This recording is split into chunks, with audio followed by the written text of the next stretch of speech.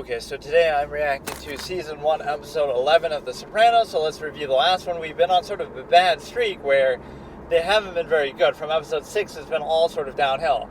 The Episode 6, 7, 8 were all like C's. Then Episode 9 was an F, the first F of the series, and we still haven't gotten an A yet, but again, I said how Episode 5, I'll keep bringing up, is like the pinnacle of the series, and even in this sense, we're dealing with the kind of less interesting subject matters. We need a subject matter like Episode 5, where yes, you're dealing with college, but you're also dealing with, this very capable rival that Tony can have. We need more of that. And then Episode 10 was about music and stuff, so that was also like a solid C. So let's go back and see why these episodes haven't really worked. Episode 6 is all about sort of Junior, but it's kind of, there's no other plot to it. He's taxing Hesh. It's all like this minor stuff, but nothing really interesting is happening. Episode 7, they have some of the flashbacks, but other than that, there's not much to it about the kid and having ADD and stuff like this. Too much of this sort of family drama that's not about the real interesting element of the show, of what the subject matter is. Then Episode 8 is going to be Chris just acting like a clown, shooting somebody in the foot, worried about his script, Again, it's a lot of character interest stuff, so on that level, these things are succeeding, right? It succeeds as a character interest story and as a, character development of some of these people, Tony himself and everything like that. That's fine. But it fails because, think about it, this is the subject matter that you're dealing with. Episode 9 deals with the soccer coach and, golf course and Junior sex life. These are the topics that you choose to focus on. And then also Episode 10, you have the simple ability to basically consider Episode 10 is about the Sopranos, the musical. It's about this record conflict that they're having and reparations and Hesh being kind of cool about it, but whatever. And Chris breaks up with his girlfriend was the big event. So that was a moderately interesting episode on that level. Hesh having the conflict back and forth with Chris and the other guy. Who wants the reparations. And so what you have here is, right, you have this problem of these are the subject matters you choose to deal with, which are fine and they're legitimate to some extent, but you have this mob backdrop and background that's the whole intrigue of the series. But the problem is, not enough of these backroom deals that are actually relevant to the mob, or none of these, just it's hard to explain, but what Episode 5 did was the right thing. You have something actually interesting that takes advantage of the subject matter, not just, we're talking about a Junior sex life, or, we're dealing with a soccer coach, and this kid's slitting her wrists, and all this, again, could be interesting within the family drama perspective, but it's missing too many opportunities where it's letting these things not be background plots, but the whole plot of the episode, where it's almost just like filler. Okay, this one's about the soccer coach, and that's all we're going to focus on, and that's going to be the whole big thing in the previous one, right? And then, Junior sex life is the other plot. It's deciding this is the one plot, and that's it. They keep doing it over and over. So even in the last one, it's okay, fine, we're dealing with music as a backdrop, but then that's it. The whole thing is about music. There should be something else going on, and there really wasn't, right? Some interest in stocks and this and that, trying to branch out. I get that the indictments are hovering, so people might use that, that's why they're laying low. But we need more daily operation stuff going on. We need more actual things of interest. It's treating the mob stuff it's just another day in the mob. It's not interesting, and so let's focus on the soccer coach instead, or let's focus on, whatever. So I think most of the character points are the same. Nobody major gained or lost. So we got Junior sitting at a +3. We got Tony sitting at a -3, I'm pretty sure. Yeah, because he got the half points. The Tony sitting at a -3. We got Chris at a -1 for his clown behavior in Episode 8. Then we have the wife, I guess, also at a -1. The therapist at a +1. All these kind of minor considerations. Who else? Those are pretty much the main ones we care about. So Chris breaks up with his girlfriend over, her feeling like she thinks that everybody only cares about her because of her body, but she feels like she's intelligent, and she's trying to do this very awkward thing with her ex-boyfriend, or at some point they had an affair and a thing, and trying to get his music deal boosted. It felt kind of like Boogie Nights-esque with the whole recording sessions in studio, and so all that stuff was moderately funny and interesting, but again, should it be dedicated to this much? They're filling too much space, like, oh, we have to fill up a whole show, and these plot lines are not really all that interesting to me. You're wasting the whole true background, backdoors, deals, and this more serious, nuanced element of the mob. You're missing that. Now, there might be one episode that comes along that does deal with that, right? Again, like episode 5 had some sort of game theory to it, but you're missing it, because every episode should have some background element of that, of interest, and then you can have all these other shitty, stupid plots happen otherwise. There was also something else that was of interest here. Oh yeah, like Meadows resting bitch face, and she has the funny line of, what do you know about stocks, right? So she had kind of a good moment there. That would almost have been a +1 for her, but it's really not.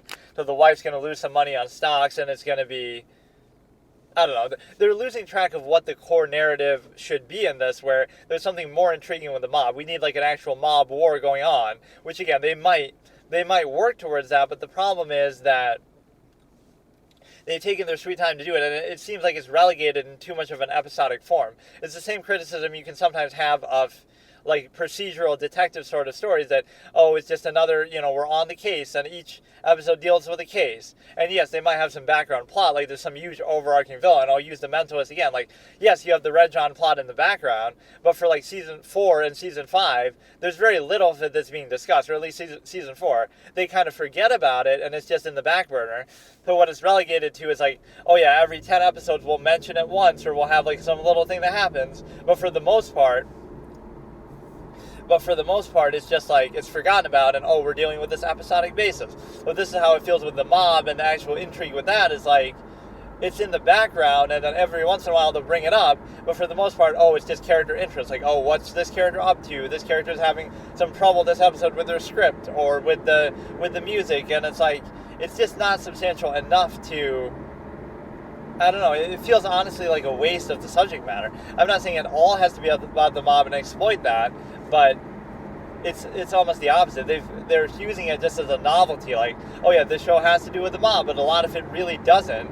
The music aspect does have to do with it, I get it, but I don't know, too much of it is like, each episode has like a dedicated plot line that it's about, that'll never be talked about again, and is completely forgotten about. So we need some better ongoing story thread, which up to this point was sort of some of the back and forth between Junior and Tony, where he had that line in episode 9, right, where he's like, at the golf course and talking about the sex life, but it's like, basically, he said, I might even have to clip him. He just openly says it to his assistant there in the locker room, and so that's a big point. And then we didn't see Junior at all in episode 10, which actually I kind of like that, because again, I like Junior, but we don't need to see too much of him, right? All the time. He's the boss, so he's in the background, right? You don't need to be playing a game of golf. Like, these are the scenes that we get over and over, right? It's okay once in a while, but episode 9, we get a therapist's office scene, then we get a golf course scene, then we get, when was the, do we get those all in the same one? Like we get golf like 50 times in the course of the same one. Like, we get golf with the tennis coach and we get golf with the doctor, right? Dr. Cusimano and his friends, right? So we get golf with them, then we get golf with Junior and Tony.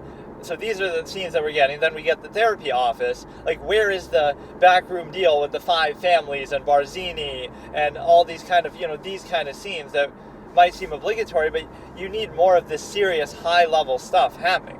Everything feels like low to mid-level, and it makes Tony look like even a bigger clown than what he is, right? So you're missing out on some of the more intriguing elements with the drama. Again, I'm not saying every episode has to have a hit or has to have something crazy, but it has to have at least something of interest going on within the mob beyond just, okay, we're worried about the indictments, and now we're just not doing anything. We're in Boca, and we're chilling, and we're playing golf.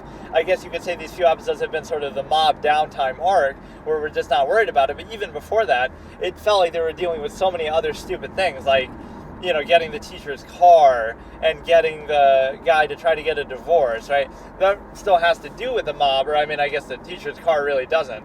But the trying to get the guy to get a divorce is at least you're doing a favor to Jackie and his friends and associates or whatever, that he was trying to get the guy a divorce. But because they don't have any of their homegrown muscle. But it doesn't seem like it has enough overarching plot lines. A few of them are like, okay, Chris gave the girl speed. What else? Like the girl's trying to go to college. These are all just things in the background. So they might come up later. The wife knows about the cheating of Tony with their friend right in the past, so she was being kind of bitter about that. The therapy has been beaten like a dead horse. Like that's been way overdone. This show is more about therapy and golf and junior sex life and soccer coaches and teachers' cars than it is about actually the mob and things of interest to do with that. Right? Like where's a rival gang? Where's a rival conflict with that? Like some other big mobster is having conflict with Junior, and they're having a back and forth, and you have to outsmart him, or stuff like this, and he uses Tony as a scapegoat, or there's all these kind of things. Like where is all of this stuff happening? And it's just not. Like they would rather focus on all these little lesser things, and those lesser things are important, don't get me wrong. Those lesser things would be perfect in the context of something bigger, but where is the context of something bigger? I'm missing that. Like what is the big plot line that we're missing, right? Every episode they'll show Chris up to some little stupid behavior too, like, oh, he's wearing a construction hat and trying to bully this one guy at the construction site, or to hold up work until he gives Tony his money, or it's like he stole the guy's dog and brought it back, right, in episode 9, right, to scare him. Like, that was kind of an insult episode to him, too. Like, that's all he does. Chris appears just to bring the dog, and that's it. He does nothing else. He has no substance. I don't know. There's just something missing when it comes to that. Maybe it's too high of an expectation, but honestly, these episodes 6 to 10 have been really a low point, so I hope they get back to something better. And it shouldn't feel like that, because, again, the characters are at least moderately interesting, but you need something more substantial, right? So many of these episodes are trying to get away. Like episode 9 was a classic Hallmark failure. You're combining two uninteresting subject matters together. Junior sex life, that's pretty much what it is. Him going to Boca and so much gossip with the girl and going down on all this kind of stuff, which, again, some of this falls into the trap of humor, but it's almost like it's using humor as an excuse for quality. Like, it's not good enough. So you're focusing on junior sex life, and you combine that with, but clearly there must be something more interesting happening in the foreground. Oh, wait, it's just a soccer coach of Tony's kid. So those are two uninteresting, unrelated, unrelated to the core mob story and the intrigue of the story. It's unrelated to that, but you're focusing on both of those together at once in the same episode. So that, to me, is an F. Either one of those would make it a C, potentially, especially with how they deal with it, too. And of course, Tony clowns it up and fucks it up with like trying to, he misjudges the situation and tries to keep the coach there. Then he tries to kill him, but then he doesn't actually want to kill him. And he's getting shit talked to by the other guy who's saying don't do it. And like he can't make up his mind, and he's trying to be all macho. And he's getting mad at Meadow for trying to console her friend and for being so out of the loop and ignorant with what's going on. This overbearing father who's using his mob influence in kind of the wrong way. So, like, there's way too many of these things going on. So now nobody's going to confide in him, because if they do, his answer to everything is just whack everything, right? Your answer to a problem at the soccer field is not to whack somebody. Your problem with, a girl having some drama and even cutting herself is not always, your mob answers are not always the solution, right? Like your mob method. So that's the whole problem, is that Meadow's going to kind of be reserved, but she's had kind of a couple, I like that moment in the soccer coach episode where it's like that resting bitch face, like she just looks so perturbed and upset in that moment where they're trying to console the girl, where they're like watching some show, but it's because they don't know what the thing is actually about, and it's not something they would normally want to talk about, the fact that the soccer coach slept with her friend. So that's the main thing I miss so much in these. It's like Allie, I think. I keep missing their names because it's, I don't know, that's one thing about this format of how I'm watching it that makes it hard to kind of keep track of stuff like that. But other than that, we've had a bad streak, so I hope, again, deal with something more like episode 5, something of more interest. They've kind of lost their way with some of their subject matters, and that I feel is kind of surprising, that as highly regarded as this show is. I'm sure interesting stuff happens later, but it almost feels like it's holding it back from us. At least one major interesting event should happen in each episode, or at least there should be one interesting ongoing plot line, storyline. But you're kind of missing that with some of these, because it's like, it's hard to say, like, what's in the foreground or background. But when both plot lines are uninteresting, again, they're milking the shit about the therapist. That's in, like, every single episode. They're milking the shit out of some other elements. So, yeah, they've missed too many opportunities for other interesting background plots, and the background plots have been sort of throwaway, disposable. You're only going to see it, like, is all this music stuff going to be brought up again? There was some sort of ongoing problem, potentially, with Hesh and the lawsuit. So they might keep bringing that up, but I don't know, like, having it as an ongoing thing. Like, what other ongoing things are there? Like, Junior and Tony have some conflict. The drugs thing could come up with the daughter. The fact that the wife knows about the cheating could come up. Those are really strong points that, like, that's interesting. You're wondering, when could that happen? And there could be some sort of innuendo and talking about, they'll talk indirectly, like now Junior knowing, those are three good points, right?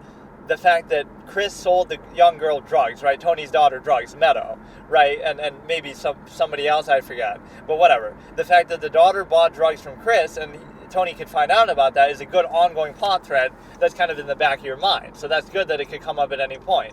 Junior knowing that Tony goes to therapy also, he kind of brought it up indirectly, but, didn't say it outright, right? At least I don't need to talk to somebody about my problems, kind of, letting Tony know, but I guess Tony's too daft and dumb to really figure it out. And then also the simple fact that you're able to have, so again, the fact that Tony goes to therapy is known to Junior, the fact that Chris gave the drugs to the girl, and so that could be left hanging as some unaddressed plot line. So there was some scene in some episode where it's like somebody was asking, where did you get them from? And they wouldn't say. But what was that actually from? That was a different context. That wasn't Tony asking, because Tony hasn't found out. And I thought that when the search was being done, right, when Tony's house is being searched, that would have been a great way to reveal it inadvertently. Like, they accidentally found that. Like, Tony's confident the house is clean, so they must have planted it. But they actually didn't, because it was actually the girl, so she was hiding from you, your daughter. And so all that kind of stuff could come into play. And so basically, yeah, you have Chris selling the girl drugs that could come out. You have Junior knowing about the therapy that could be toyed with a bit more. You have the wife dealing with the fact that she knows that Tony cheated with the other girl, even though she hasn't addressed it to Tony directly. She's just been kind of passive-aggressive and bitchy. So you have all those interesting plot lines. You have the fact that the therapist is dealing with her family, talking about, I'm dealing with a mobster in my office, and the fact that Tony could be worried about stuff getting out and leaking and whether she's going to actually go to the police. She keeps bringing it up, so you can't say Tony's going to wake up one day and have the police outside his door and be like, oh, how did this ever happen?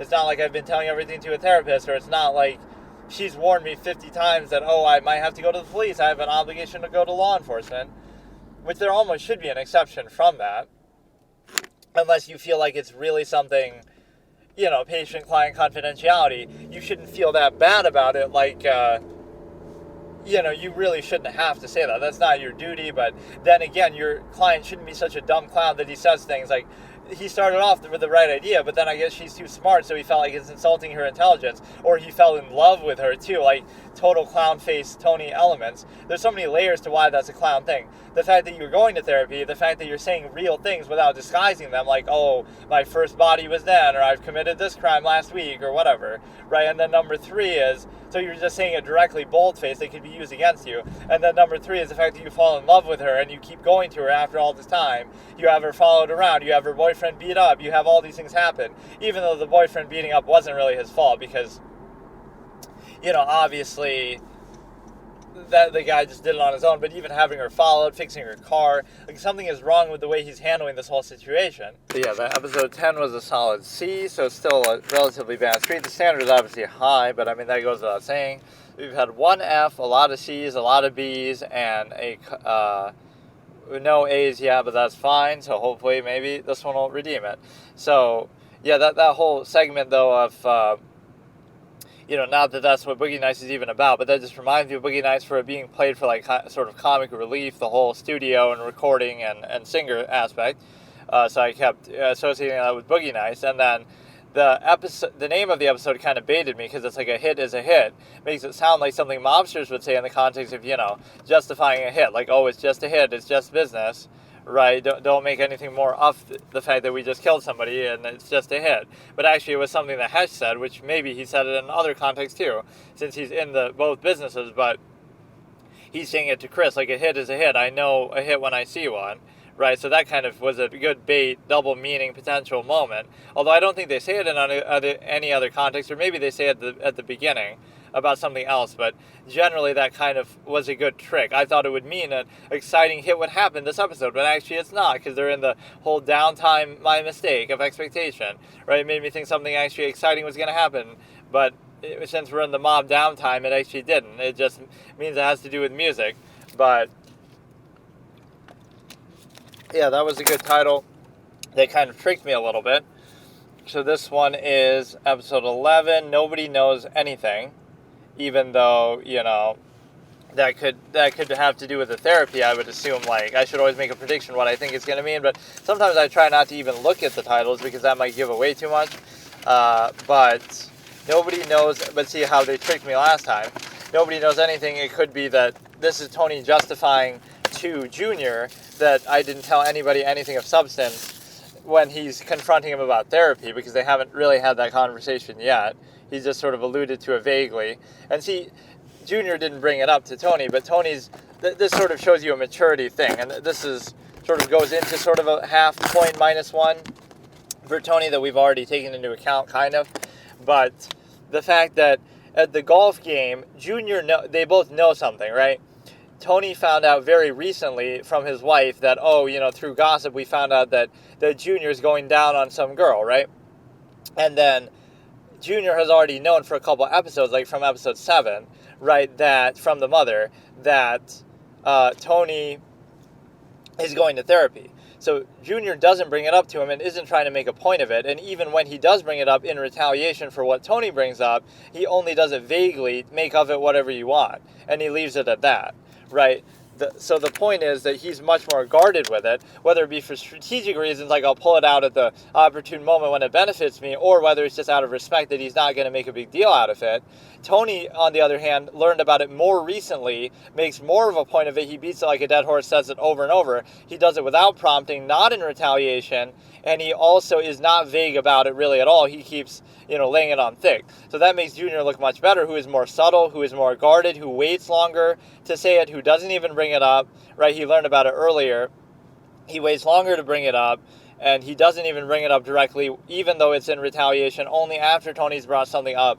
So that just shows you the maturity of Junior. Like, he'll wait and bide his time and not make a big thing of it. There could also be that thing that maybe he knows about Chris selling the drugs to the girl through the Russians, even though it didn't seem like they were leaving that, but Chris did admit to it, like in episode 3, when he thinks he's about to die, when he thinks that's what it's about. So that information could have somehow got back to Junior, and I would love that as a trump card in Junior's sleeve if he uses that against Chris later if they have some problem. Although Chris and Junior haven't even interacted ever, I don't think. Right, I don't remember seeing them really. Maybe I just have forgotten, but generally we haven't seen those two associate, and Junior was joking about, I want Chris to come work for me kind of thing, as some restitution. Is he a good earner? But that never ended up happening, and obviously Brendan ends up getting killed, so there's no love lost there. But I'm surprised two things haven't happened. Why isn't, because Chris had a big fight with Tony at the end of episode 4, right? When Jackie dies and he's mad about whatever, himself getting beat up and almost killed. The fact of the matter is, I'm surprised that Chris wasn't more mad, and that hasn't been ongoing at Tony for making Junior the boss, because he was so mad about that situation even before that.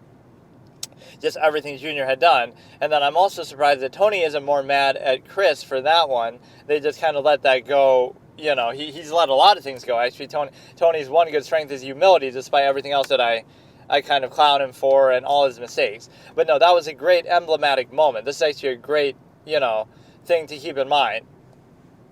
Tony found out something about Junior, and Junior found out something about Tony.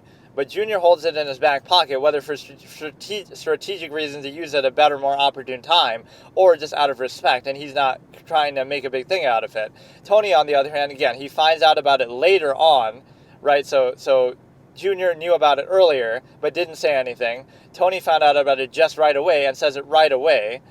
Junior doesn't make a big thing out of it, only says it out of retaliation when Tony pushes him, and even then leaves it vague and undefined, whether, again, for strategic purposes to use it later, or whether just, again, out of respect, I don't want to make a big thing out of it. Whereas Tony beats like a dead horse, makes a big point of it after having just learned it, says it over and over, and then doesn't leave it vague, and also is doing it for sort of petty, trivial reasons, not strategic. So we'll start, so that's just a good character difference that we get to see. That Junior is big time.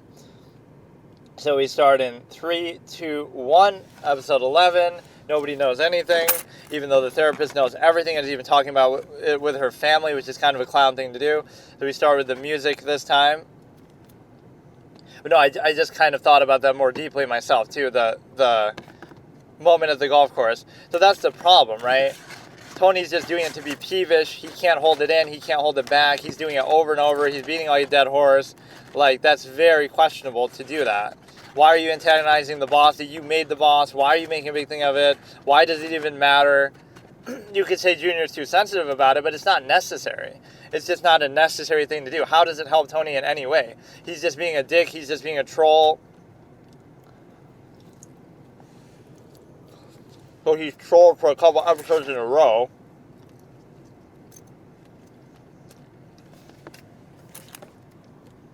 One time he trolled without knowing he's trolling by saying, oh, I'll keep that soccer coach here. That must be what they're upset about, even though he had sex with the girl. And so it was the opposite reason. So he's sort of self-trolled. Then he's trolling Junior about the oral sex thing. Then he's trolling the neighbors about, right, Cusimano about, oh, hold this box for me, and then they're going to be tempted to open it, go through the 7 stages of grief, like, oh, we're going to wonder, then suspect, then be paranoid, then try to open it, then worry, then try to give it back, then try to hoist it off on somebody else, like.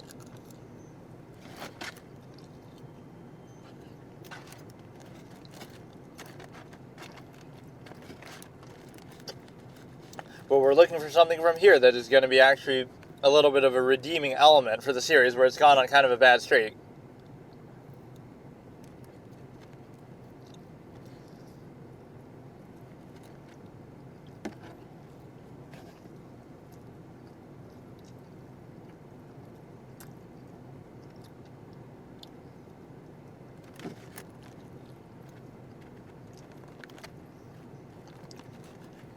Big Pussy cries out.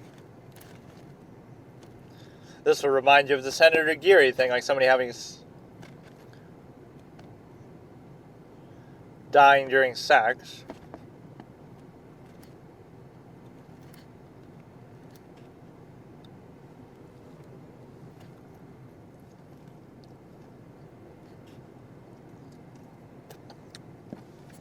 Or this is like the scene from Eyes Wide Shut where Tom Cruise takes care of some hooker who, so there happens to be conveniently a doctor around, who like overdosed on drugs or something.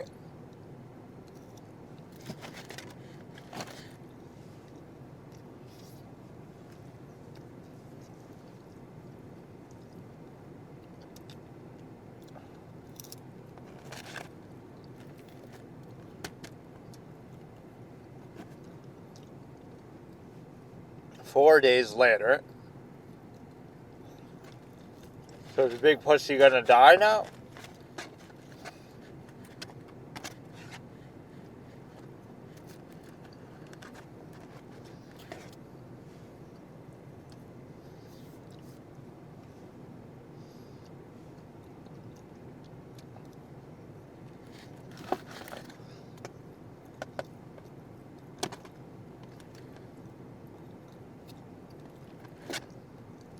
Okay, at least something exciting is happening. All the culmination of the indictment storyline, something actually happens.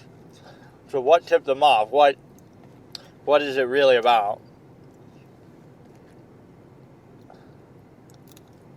You got to at least say, like, what is the probable cause here? You can just do whatever you want. Why didn't you do this from the beginning? Or is it because they let their guard down? I thought they did spring cleaning and they put it in the nursing home, which was itself kind of a dumb thing.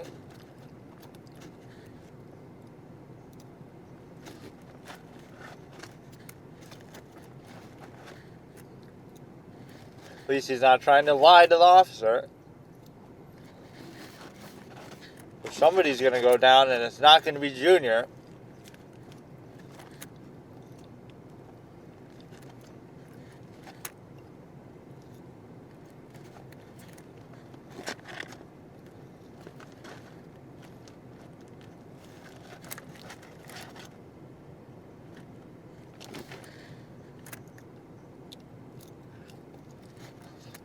Chris talks a lot of shit and he gets away with it. Nobody ever checks him, really.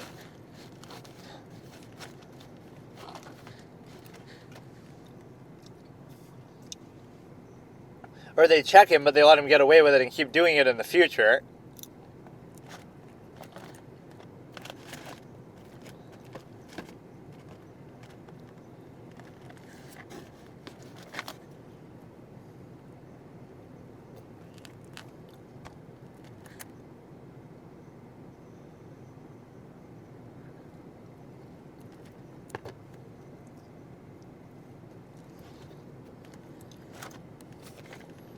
They don't seem that bothered about it. Back to the private investigator guy.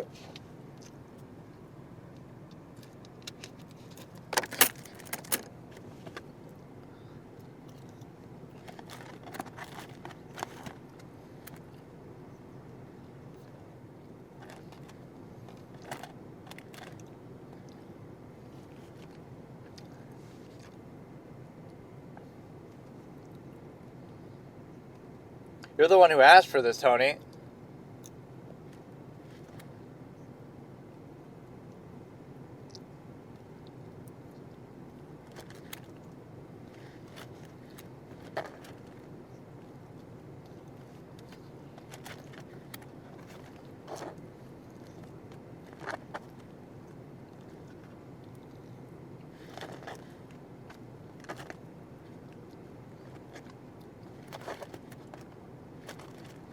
You love pussy. You love big pussy. If you say the source, that defeats the person.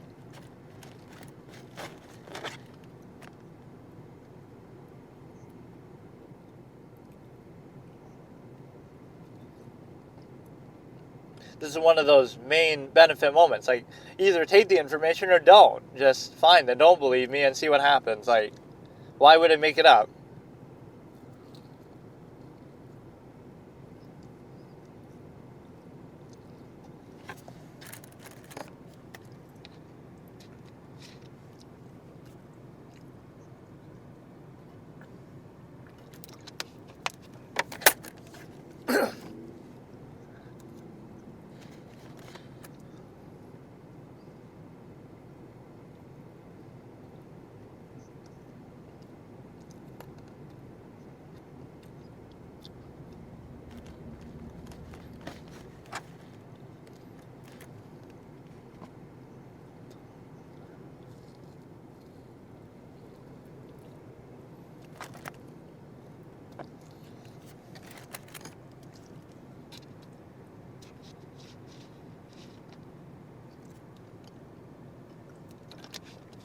This is always starting off on a good high-stakes note. This is what we've been waiting for.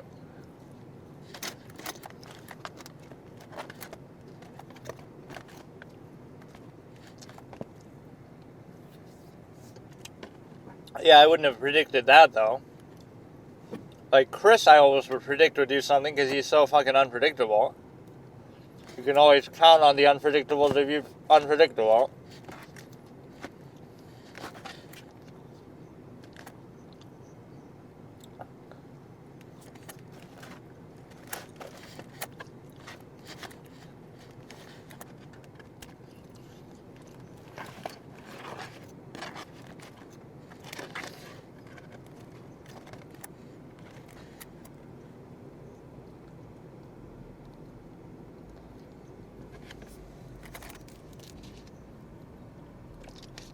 This will be a good conversation now. Like, him sort of probing. Yeah, Tony, let's see. Let's see what you do. These are the conversations that you live for in stories like this. Like, how do you gauge? How do you probe?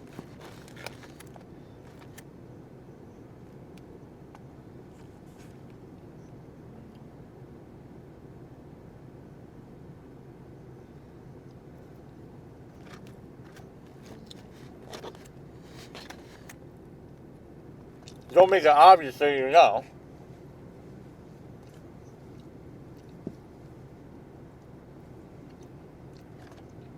This is a big character point moment for Tony, even though he has plot armor like in episode 5 he got away with fucking up.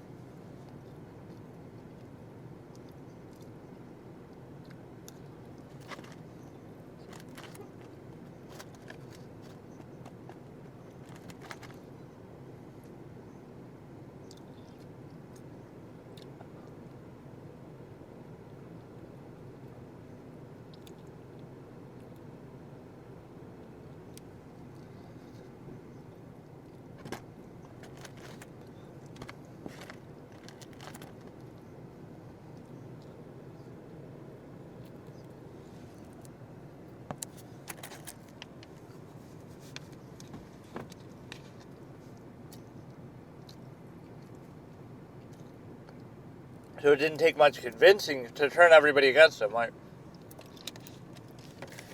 everybody knew, everybody was always already kind of against him. Look how she's sitting with her crossed legs there. What is that, dude? Look at that pose. Why is she sitting like that? Or maybe it just showed it at an angle.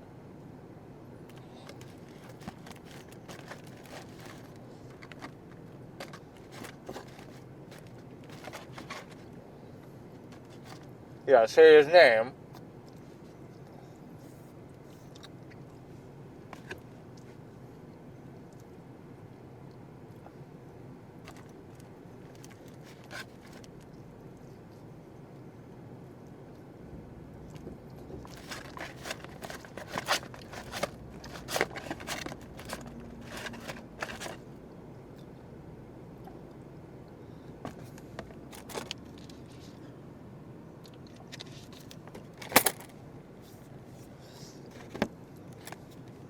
He gets overly defensive because you're too perceptive, and you're right.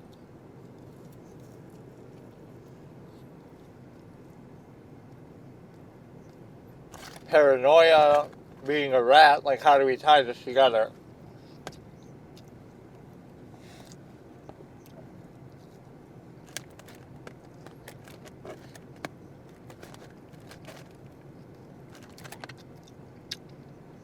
Or he's trying to justify how he's not doing it.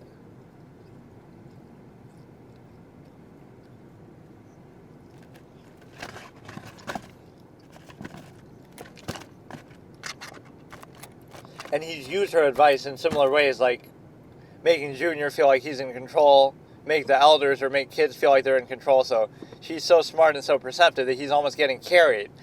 Tony's getting carried by his therapist, which is at least one good strategic reason for maybe continuing to go to therapy, but despite how clownish it is to do it nonetheless.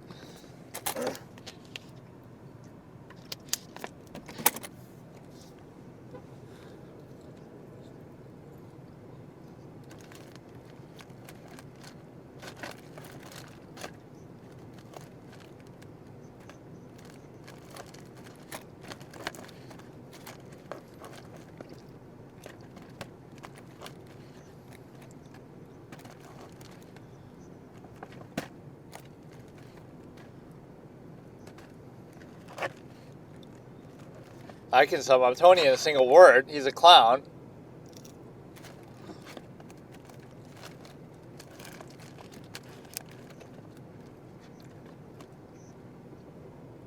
But he's doing you a favor.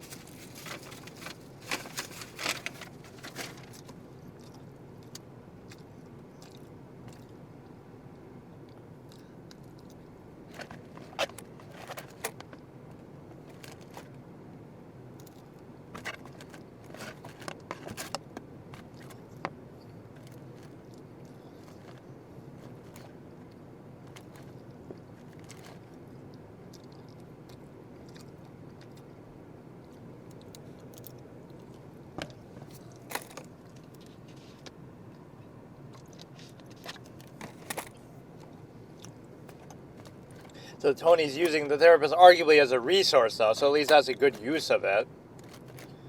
But we're going to judge him harshly based on this, how he deals with the situation.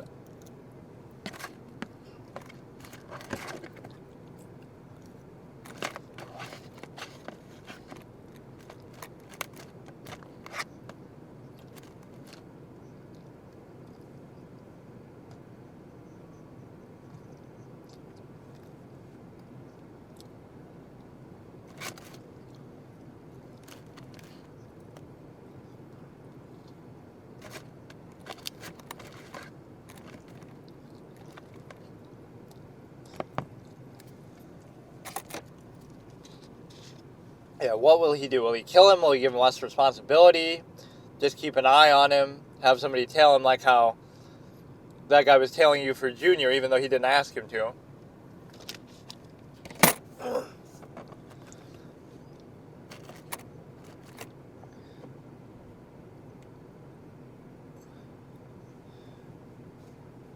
Tony's mom has been a bit of a menace, though, so she's used Campo regime. She knows more than she's letting on. And she told about the therapy to Junior.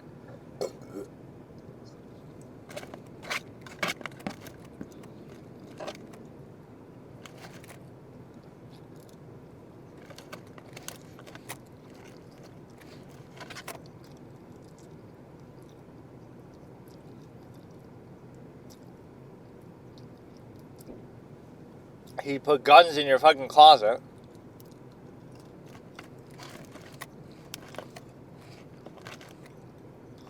What, are you a therapist now, Carmela?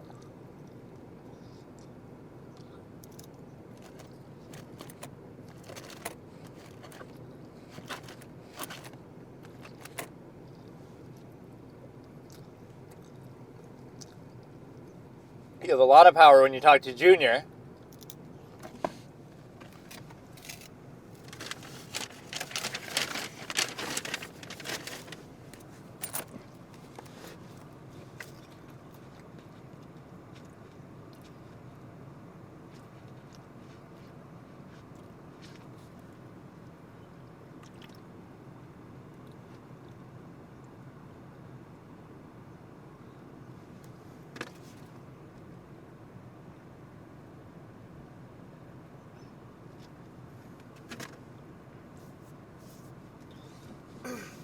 Junior can do better than her in that context if that's what they're talking about, but he wouldn't do that even.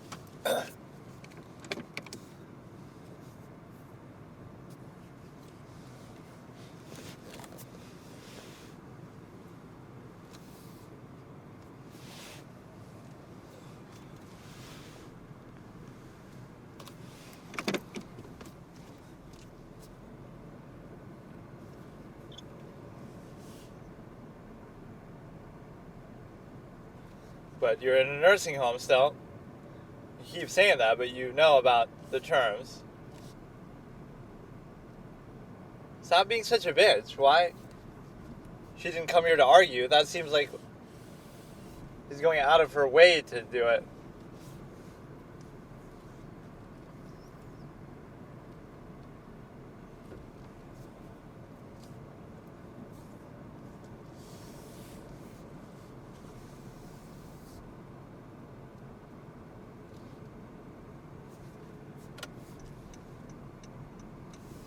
Yeah, not only does he listen, he extrapolates a lot and takes it to an extreme, which is sometimes maybe your intent or maybe wrong. Like he taxed Hesh because you said you didn't like Hesh, or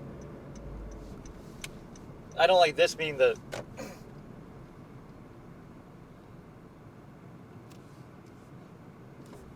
You know, that'll be the defining factor. In this battle of wits between Junior and Tony, what she says between them and what she lets slip will be the defining factor, like how the therapy, so it evens itself out.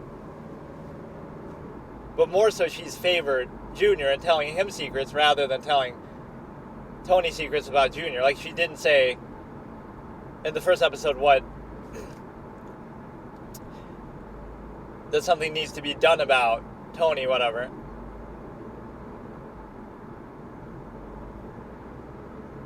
They wouldn't think he's just faking the... Back injury, though? Oh, good one, Tony.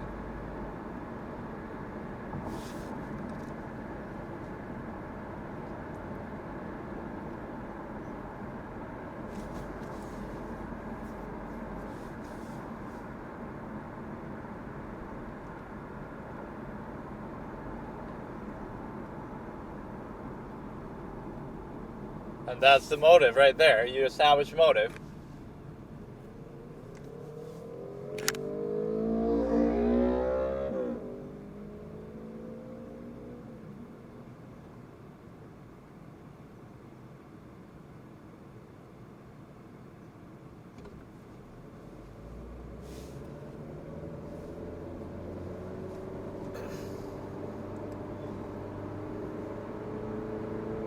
Don't look at him too obviously, though.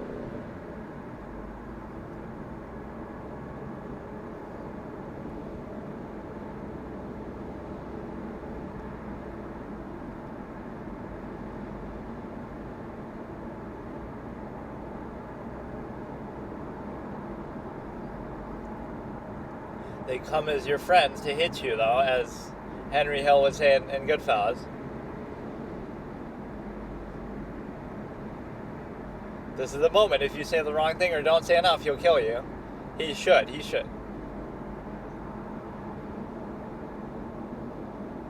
Get it yourself, because my back's out. He's being a little unsubtle about it, though. Junior would be more subtle, how he always speaks in the innuendo and double meanings. But no, Tony's mom let slip stuff to Junior, but didn't let slip what Junior said to Tony, like, oh, something has to be done about Tony and stuff like that. So, he's too hesitant. You gotta just do it.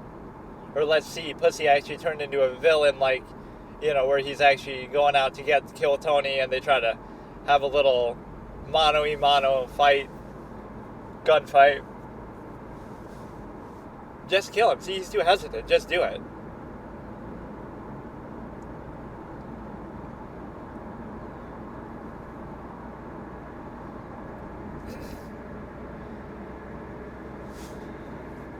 He's too emotional, like...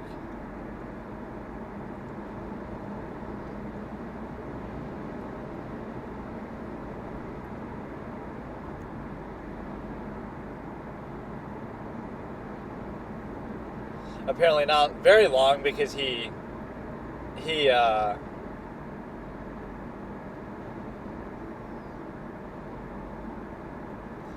like, it wasn't enough to put you guys away. So obviously it hasn't been for that long, because you haven't been guarded against it. You should always speak in code anyway, whether it's to the therapist or amongst yourselves. So to work around a wire, I would institute that rule regardless of what happens here.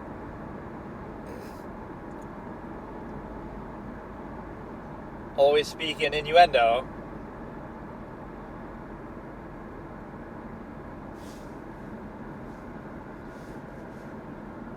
Do it efficiently, though. His back's going to magically heal.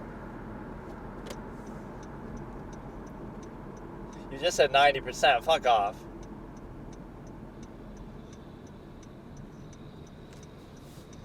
Could be in his rectum or somewhere, dude. So torture him and then do it. But if you don't see it, then how will you explain what you did? How else do you...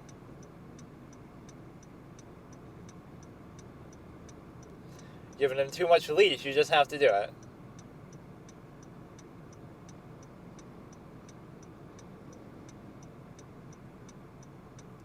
Tony gets carried again, getting carried by the therapist. He gets carried by his plot armor a lot of the time.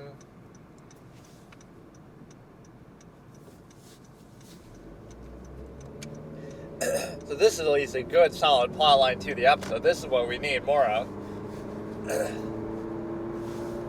Then you can have all this dumb shit in the background.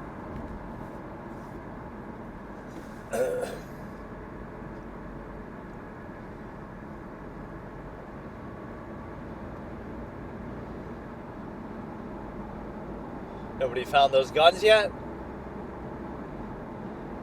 Junior will find them and take them himself and pretend like, oh, the staff did it.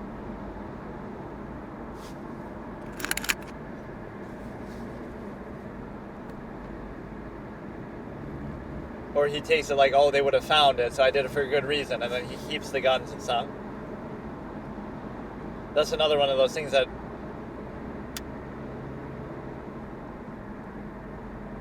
does.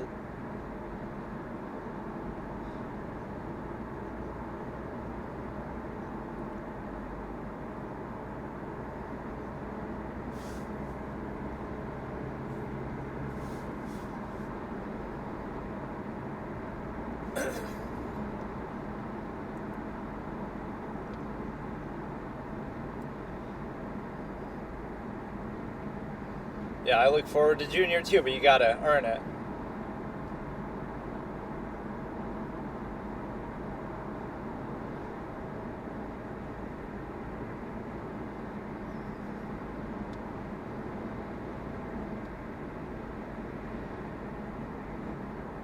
Now let's see how clumsily this guy does it, but I mean, I don't care about his character points, I just care about Tony, so you relegated to somebody else, which is fine. I mean, you're the boss, you get to, I mean, you're a capo, you're not really the big boss, but yeah, have him followed for a bit and then you'll see, right? Watch him through his window as he takes his clothes off, and he wouldn't expect that, right? Or you made it too obvious. I would have had him followed first, and then I would have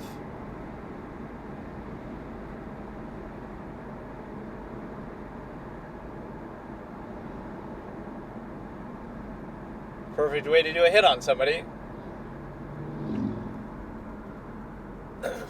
Not a very good way to do it. You got to do it more in the see, this is unusual behavior, so somebody might suspect something. Why not do it in the context of your everyday activities as something, oh, normal, let's go pick up the shipment that we always do, and then... Or how do you know he's wearing it, like, right now? Maybe he only wears it certain times. He'll find a way to sneak it off. This is a weird way to try to do it. This is too obvious and stupid.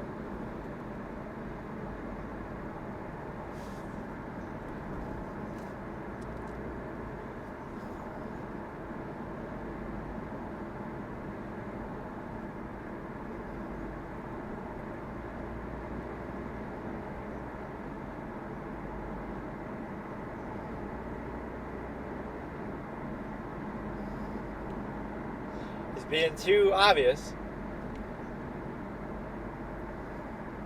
Just threaten him and make him do it.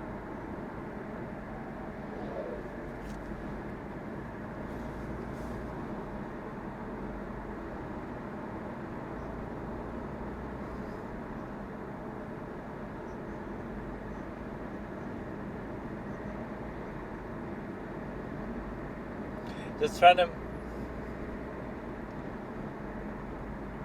him with a gun and make him strip and then shoot him. You're making it too obvious. You have to finish it now. You have to finish it now, otherwise he'll come up with something else. No. I would have held him at gunpoint and just done it there. He's so clumsy. This is a clumsy scene. -1 for that dude who I don't even care about.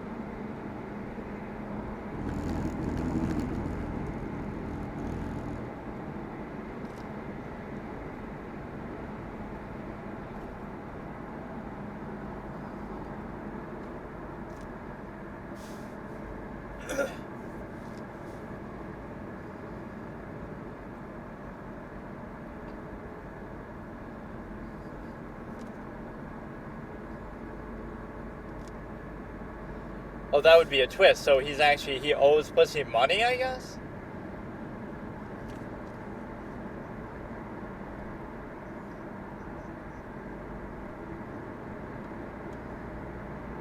Oh shit, so there's...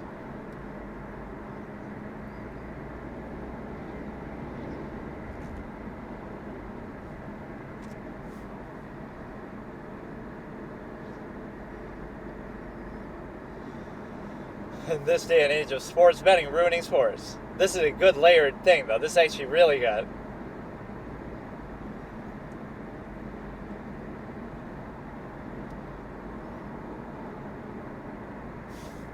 No, I would have killed him already. I wouldn't have made it so obvious. Yeah, they always think it couldn't happen to you. Think fast. Kill this dude, or you don't make it that obvious, right? You got to do absolutist tendency. If you're gonna do it, then do it right then. If you're gonna confront him, right? So you're telling him take his clothes off, take his clothes off. You're making it obvious, and then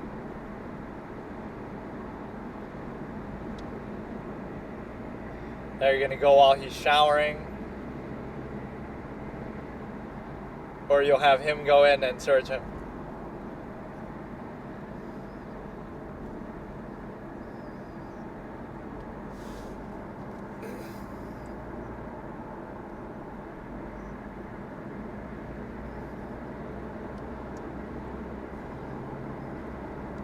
You gotta catch him off guard. See, you've made it too obvious now that he might be prepared for it.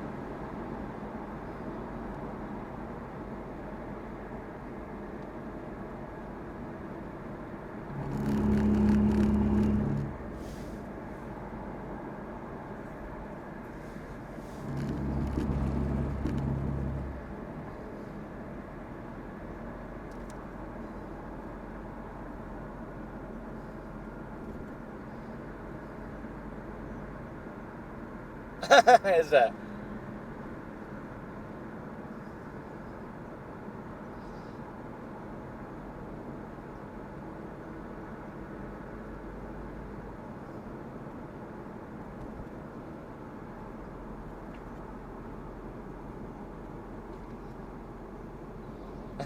Meadow. She's awesome sometimes.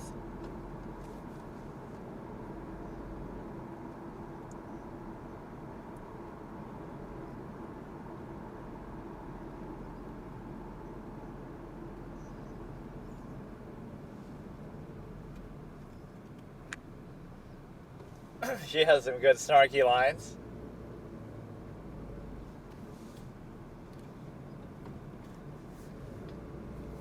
But that was another mispronunciation joke. Monica Kaczynski, or maybe there's some real life reason why they can't say her name, but I don't see why. But see, it was so sloppily done. You can't be so obvious about it. I completely disagree with that.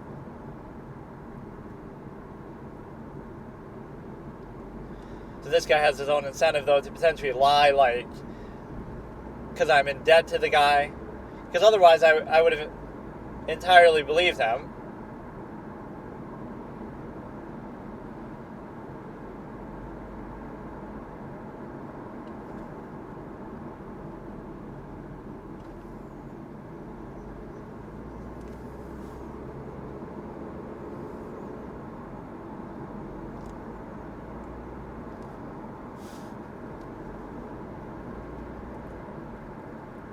Should have some fucking sirens or something, though, if you want it for that purpose, but you're just using your badge in like a civilian car.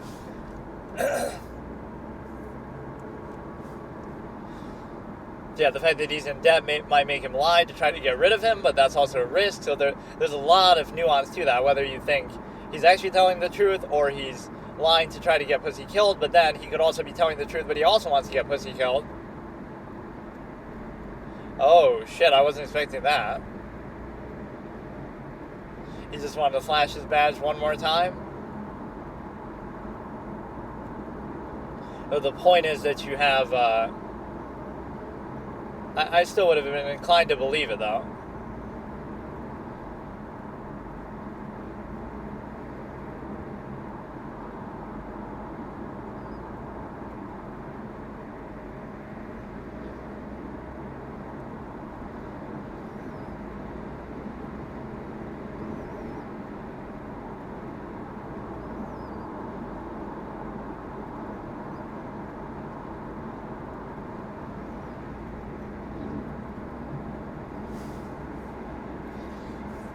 So one of your...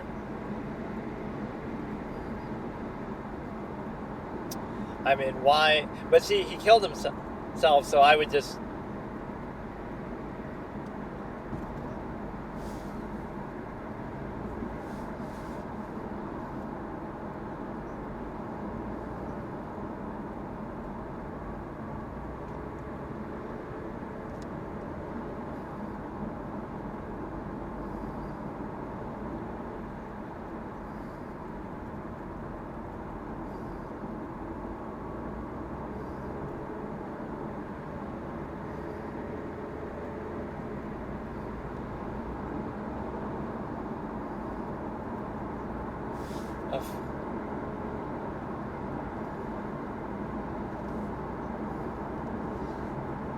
very direct meaning to him.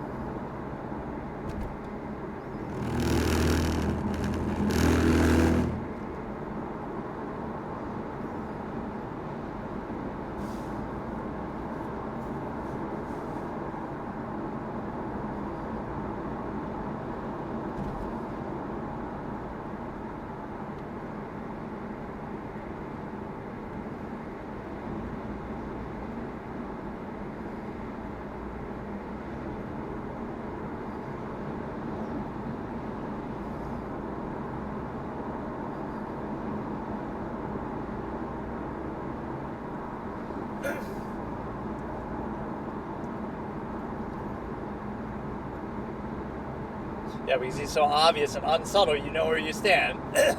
You can read it on his fucking face. So now we gotta kill pussy. Not the first time I've said that, haha. I want Junior to find those guns, too.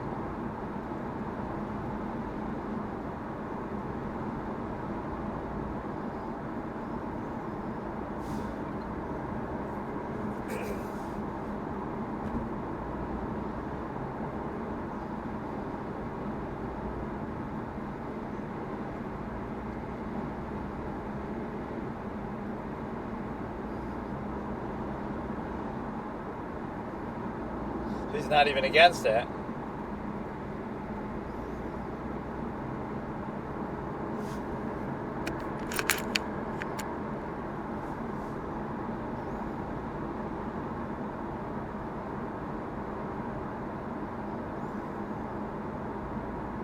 Oh, these are the secret meetings that were like Tony is secretly in control, even though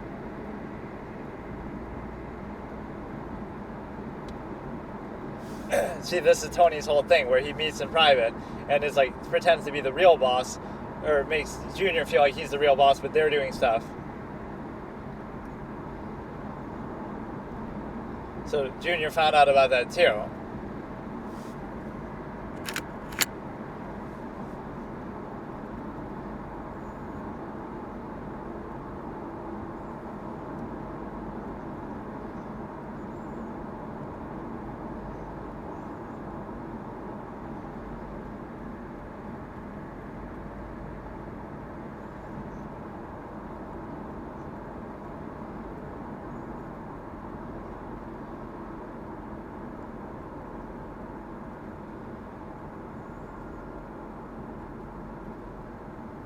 Look.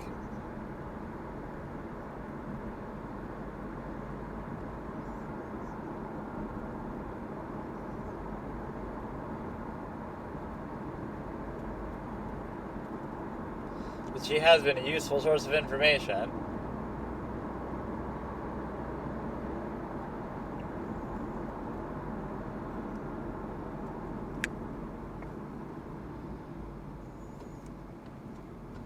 So Tony's gonna have, you know,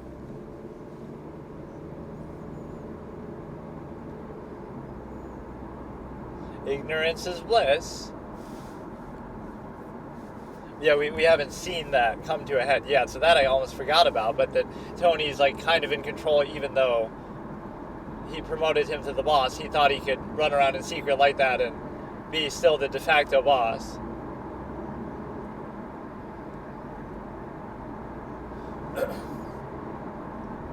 So I wasn't expecting that guy to kill himself.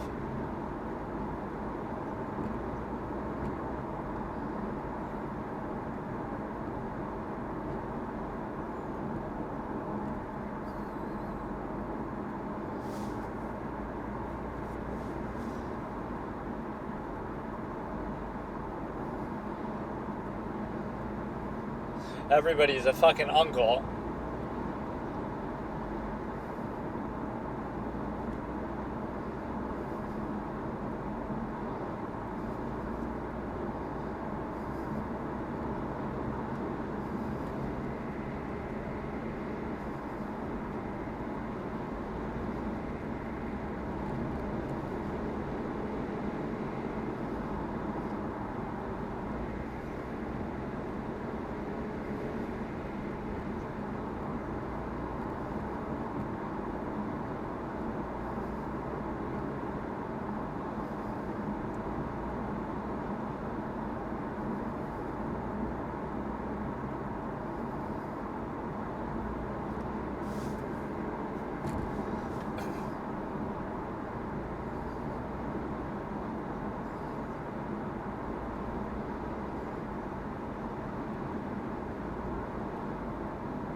Yeah, that's a good way out of it.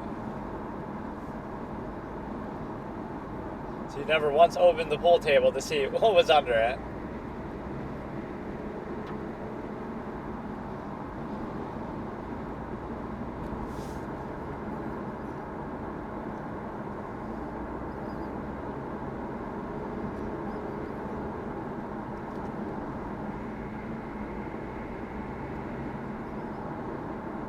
Because normally you can't just do that. You can't just get fingerprints from...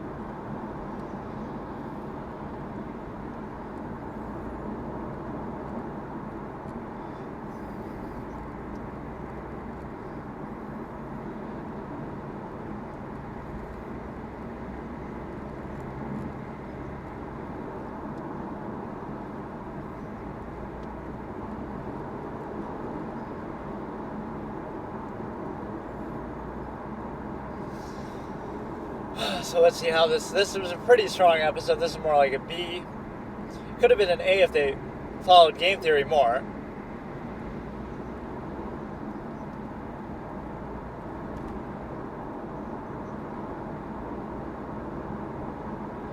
Couldn't it be both of them?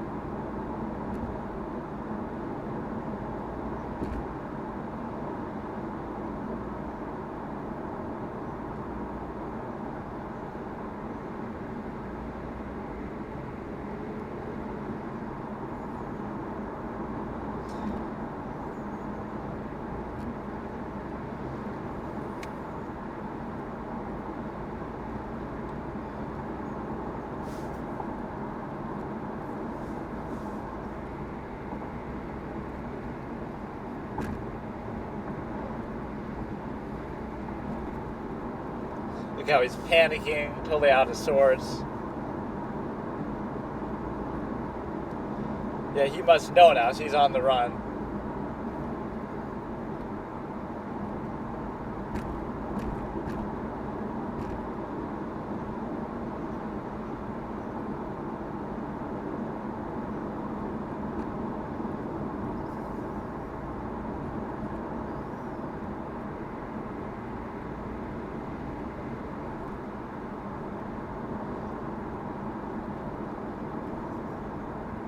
He's getting paranoid.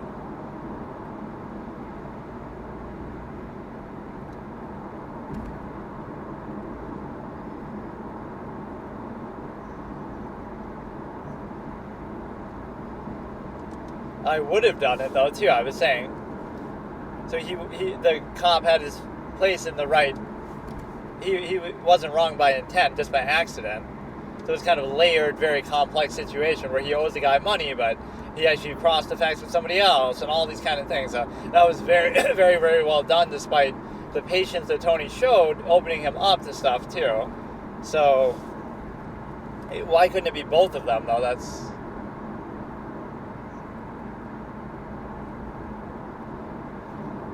They were too obvious about that.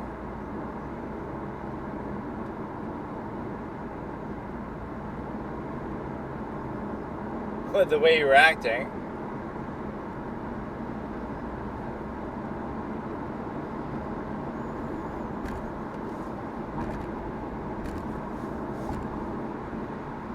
Or even still we're wondering now, does that mean he had the wire? How are you so sure though? Like obviously the new fingerprint technique would be... That doesn't necessarily prove it though. He could have just heard that like his trivia. Right, like it's just some random rumor going around the jail.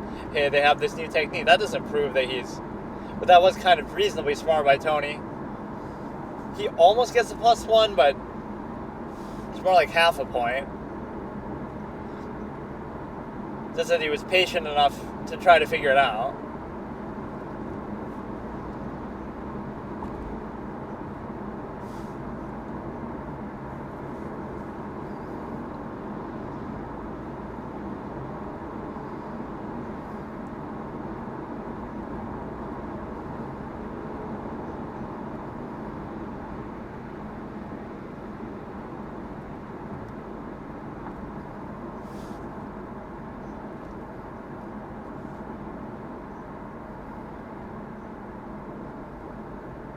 Junior's gonna whack Tony, except he can't because he's the main character.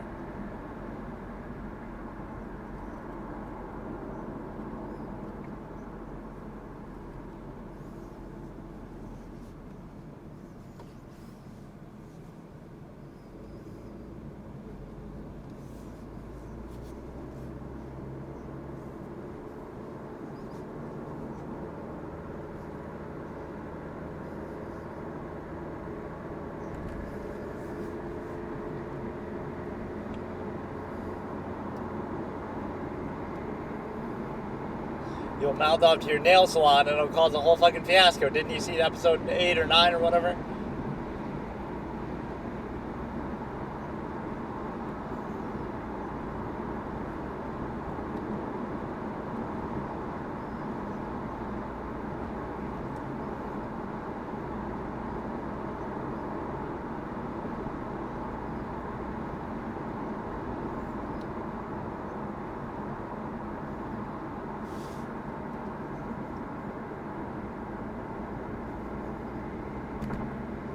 Now she'll somehow let it slip and then it'll fuck everything up.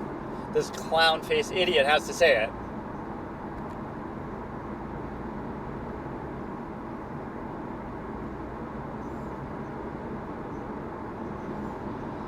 Good list of reasons to kill him.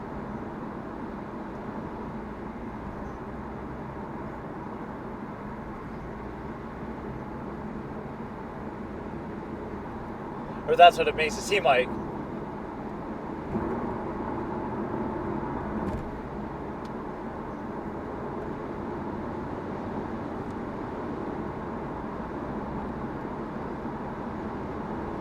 Those secret meetings make it seem like he's doing that, but he was just doing that all along. The fact that he was... So how does Tony escape this? Probably pretty fucking easily, because that's what the show requires. Right, like, Junior is not going to die. So what's going to happen to reconcile this whole situation? But that was a pretty decent episode, probably a B. But they were just too obvious about everything. So wait, what happened with Jimmy either? Like, shouldn't we have resolved the Jimmy thing? Like, where did Jimmy go?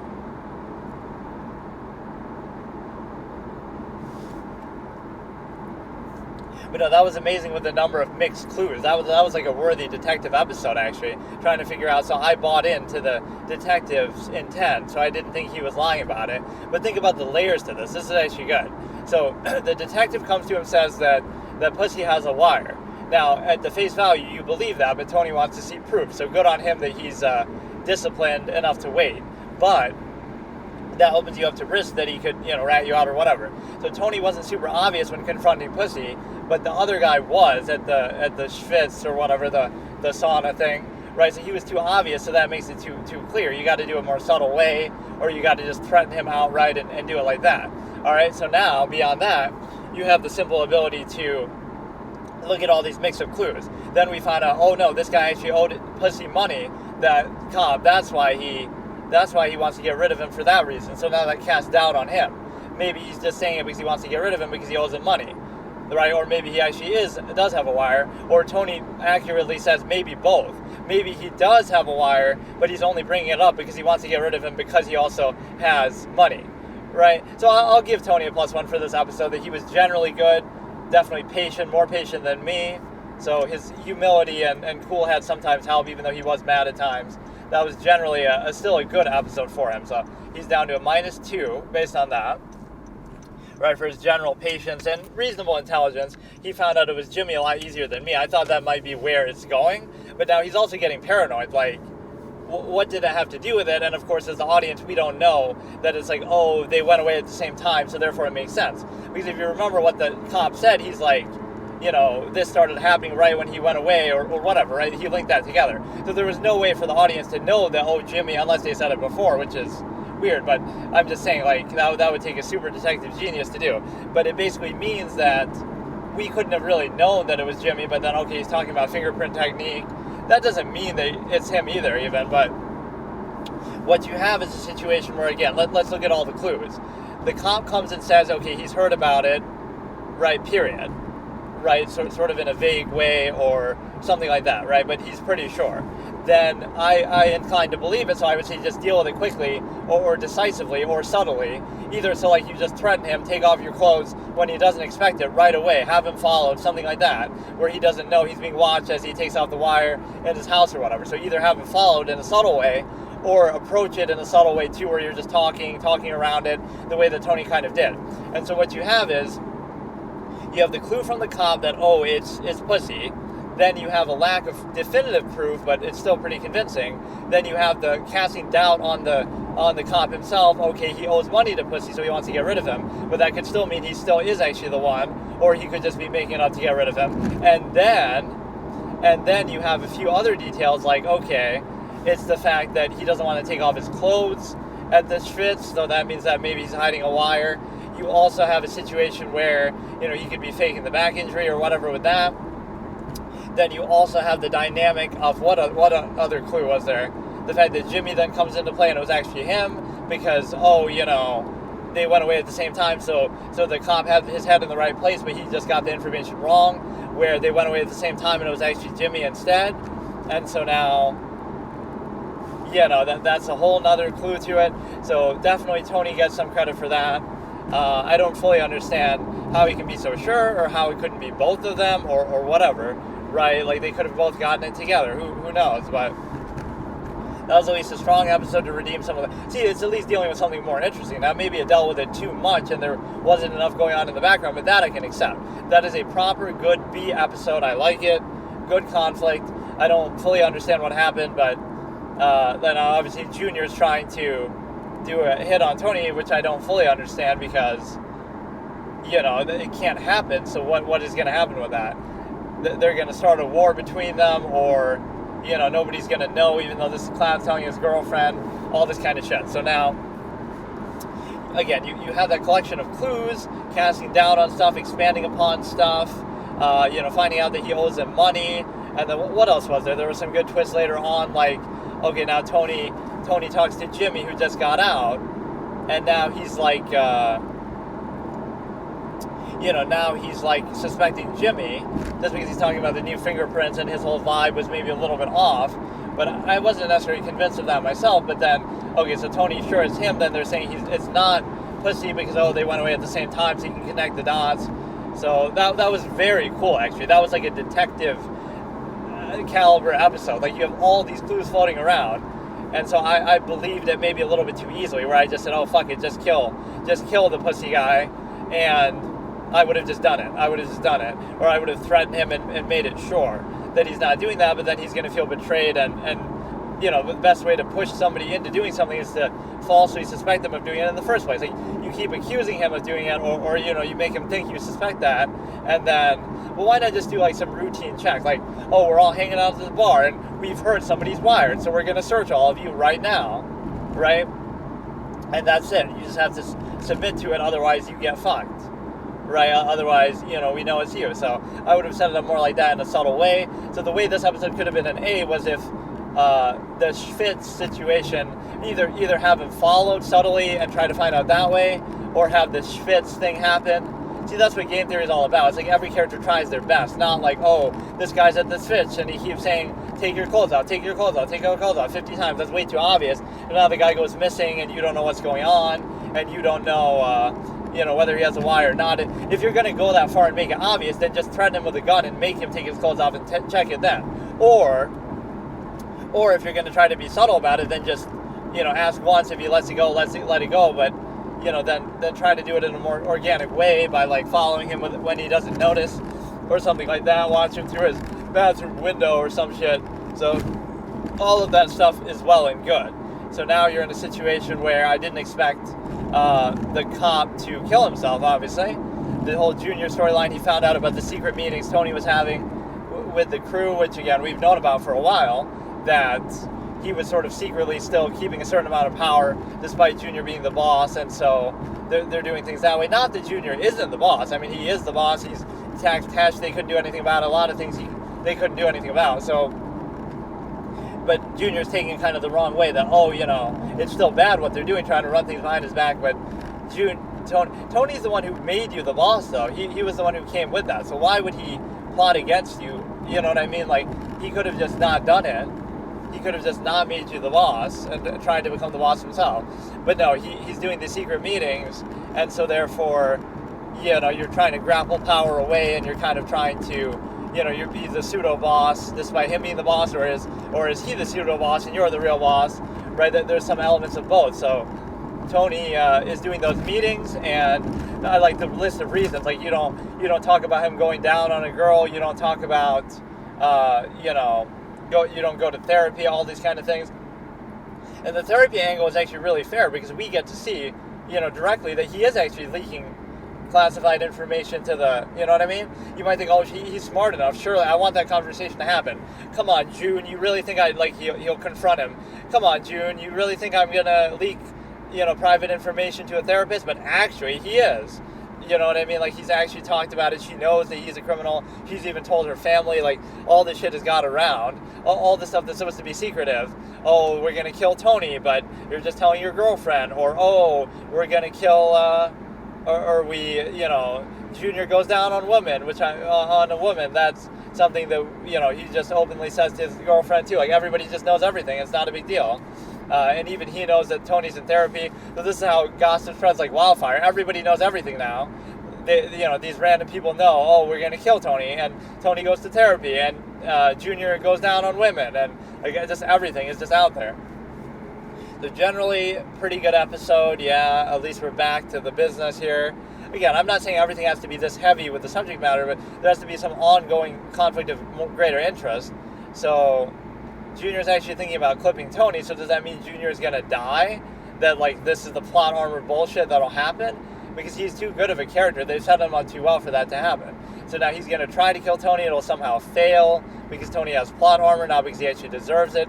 You lost in episode 5 to some random mafioso. Now, he might have been a good, capable one, but not, he's not on Junior's level in terms of stature or otherwise. And so Junior is much more subtle with what he does with respect to, Tony's got those secret meetings going on. So Junior basically knows everything. Now, that's not entirely to his credit. See, I'm not giving him a +1 because, he's finding out through the mother, so that's kind of like a whatever. That's an equalizing factor because he doesn't deserve a ton of credit for that. But at least he deals with things in a more subtle way, like how I pointed out with the golf game, how he's not antagonizing Tony about going to therapy, and he only brings it up reactively, whereas Tony brings it up innately, he just keeps beating like a dead horse about going down on a woman. And then the other point is the simple fact that, what else of note happened? Meadows being a bit of a bitch with the sex talk. It's just, she's making a point to be a bit of a troll.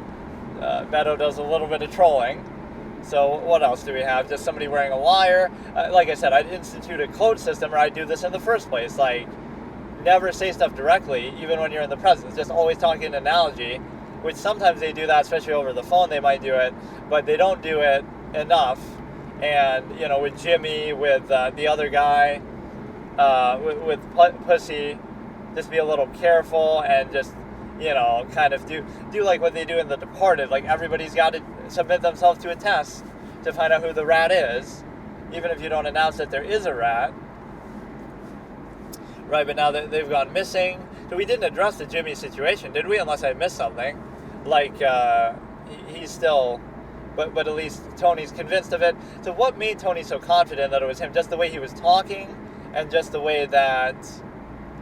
I maybe had a vague notion that that's where it was going, but I wouldn't have asserted it so confidently. So Tony knows because they went away at the same time, and he thinks the cop got his information mixed up. But there could be one more twist to this excellent detective sort of plot line. I'm looking at it from a perspective of, what if this was a detective show, right? We're trying to find out who the rat is or something, and we are, the mob detective investigator, right? And so that could be a cool premise for a show, actually. You're like a Tom Hagen type, and you try to... you're a lawyer type who's very smart, and you're trying to solve mob problems and investigate things and figure out who did what.